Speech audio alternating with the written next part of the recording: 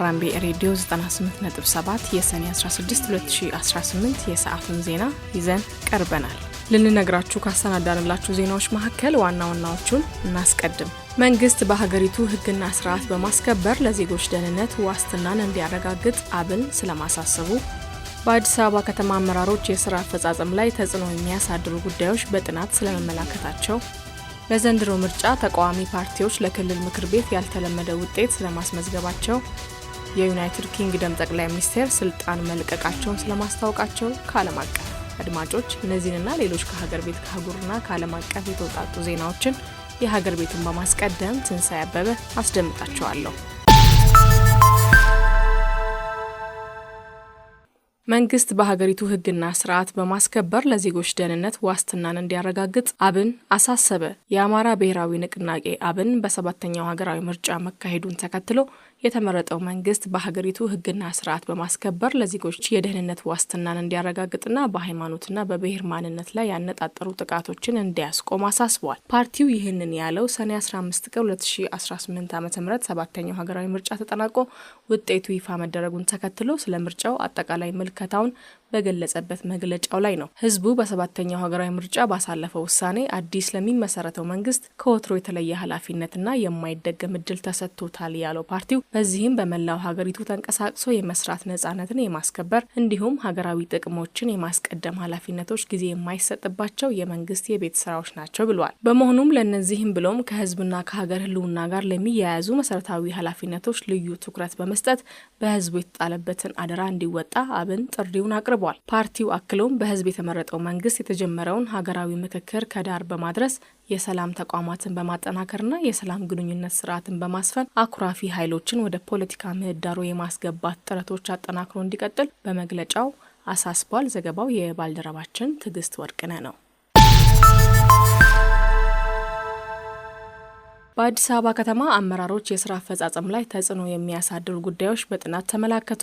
በአዲስ አበባ ከተማ አስተዳደር አመራሮች የስራ አፈጻጸም ላይ ከፍተኛ ተጽዕኖ የሚያሳድሩ የተለያዩ ጉዳዮች መኖራቸውን የአዲስ አበባ አመራር አካዳሚ ጥናት አመላከተ። የአዲስ አበባ አመራር አካዳሚ ችግር ፈቺ የምርምር ስራዎች ለከተማችን ሁለንተናዊ ብልጽግና በሚል መሪ ቃል የተለያዩ የምርምር ጽሁፎች ቀርበው ውይይት ተደርጎባቸዋል። በጥናቱ ከቀረቡ ግኝቶች መካከል የአካባቢ ሁኔታዎች በተለይም የፖለቲካ አለመረጋጋትና የመሰረተ ልማት እጥረት በመዲናው አመራሮች የስራ አፈጻጸም ላይ ከፍተኛውን አሉታዊ ተጽዕኖ ያሳድራሉ ተብሏል። ከዚህም በተጨማሪ በቂ ያልሆነ ሀብት፣ የግል ብቃትና ተቋማዊ ድጋፍ ማነስ፣ ደካማ ቅንጅትና ውስብስብ አሰራሮችን የያዙ ተቋማዊ ተግዳሮቶች በውጤታማ አመራር ላይ ጉልህ እንቅፋት መሆናቸው በጥናት ተመላክቷል። ሌላው ጥናት የተደረገበት ጉዳይ በመዲናዋ ያለው የትራንስፖርት ዘርፍ አፈጻጸም ሲሆን በጥናቱም የደንበኞች አጠቃላይ እርካታ 27.8% የሆነ ዝቅተኛ ውጤት ተመዝግቧል። በአጠቃላይ የተነሱትን ተግዳሮቶች ለመቅረፍ መዋቅራዊ ማሻሻያዎችን መተግበር፣ የታለመ የአመራር ክህሎትን ማበልጸጊያ ፕሮግራሞችን፣ የዲጂታል ትራንስፎርሜሽን ስራዎችና የአመራር አፈጻጸም ክትትል ቢሮ መቋቋም በጥናቱ እንደ መፍትሄ ሀሳብ የቀረቡ ናቸው። ዘገባው የሪፖርተር ነው።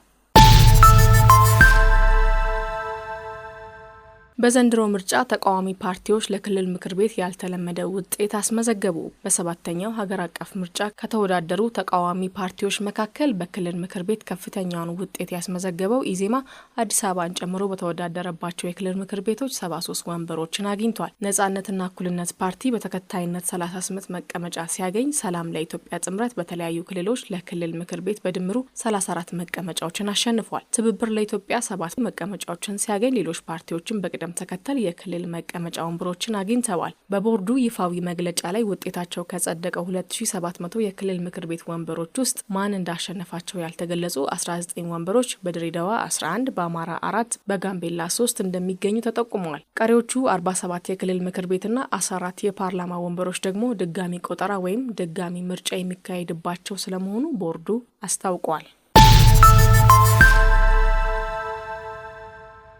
የወሎ ህዝቦች ዲሞክራሲያዊ ፓርቲ የዘንድሮን ሀገር አቀፍ ምርጫ ውጤት በይሁንታ እንደሚቀበለው ገለጸ። የወሎ ህዝቦች ዲሞክራሲያዊ ፓርቲ ወዴፓ በዘንድሮ 7ኛው ሀገር አቀፍ ጠቅላላ ምርጫ ላይ በህዝብ ይሁንታ የተሰጠውን ድምጽ እናከብራለን ሲል ገልጿል። ፓርቲው ለመገናኛ ብዙሃን በላከው መግለጫ 7ኛው ጠቅላላ ምርጫ በሰላም በመጠናቀቁ የተሰማውን ደስታ ቀደም ሲል መግለጹን አስታውሷል። በብሔራዊ ምርጫ ቦርድ በተገለጸው ውጤት መሰረትም የብልጽግና ፓርቲ ለህዝብ ተወካዮች ምክር ቤትና ለከተማና ክልል ምክር ቤቶች መንግስት መመስረት የሚያስችለውን ድምጽ ማግኘቱን በማንሳት ለፓርቲው አባላትና ለመራጩ ህዝብ እንኳን ደስ ያላችሁ መልእክት አስተላልፏል። በቀጣይ ዓመታትም ኢትዮጵያ ያሉባት ችግሮች ሙሉ በሙሉ የሚቀረፉበትና የጀመረችው ምክክር በውጤት የሚጠናቀቅበት እንደሚሆን ያለውን እምነት ገልጿል። የሰለጠነ የዲሞክራሲ ስርዓት ጅማሩ ላይ ላለችው ሀገራችን የሰላምና የእድገት የመሻገር ጊዜ እንዲሆን እየተመኘን ፓርቲያችን የሀገር ሉዓላዊነትን የልማትና የእድገት ጉዞን የሚያደናቅፉ የውጭም ሆነ የውስጥ የጥፋት ኃይሎችን ከመንግስት ጎን ቆመን የምንታገል መሆኑን እናረጋግጣለን ሲል ፓርቲው መልእክቱን አስተላልፏል። ግብጽ በሚኒያ ግዛት 2 ብርቅዬ ጥንታዊ መቃብሮችን ማግኘቷን አስታወቀች። የግብጽ የቱሪዝምና ጥንታዊ ቅርሶች ሚኒስትር ሸሪፍ ፋቲ በሚኒያ ግዛት የተገኙት መቃብሮች ስለ ጥንታዊ የቀብር ስነ ህንጻ ለውጥ አዲስ ግንዛቤ የሚሰጡ መሆናቸውን ገልጸዋል። የመጀመሪያው መቃብር ከጊዜ በኋላ ወደ ፒራሚድ ግንባታ ላደጉት የጥንት የምህንድስና ሀሳቦች ማሳያ ሊሆን የሚችል ያልተለመደ የጂኦሜትሪ ቅርጽ ያለው መዋቅር ነው ተብሏል። ሁለተኛው መቃብር ተመሳሳይ ንድፍ ቢሆንም በኋለኛው ዘመን በተካሄደ የድንጋይ ማውጣት ስራ ስላልተጎዳ በተሻለ ይዞታ ላይ እንደሚገኝ ተመላክቷል። በጃባል አርታይር አካባቢ በተደረጉ ቁፋሮች ሌሎች በርካታ መቃብሮችን መገኘታቸው ተገልጸዋል።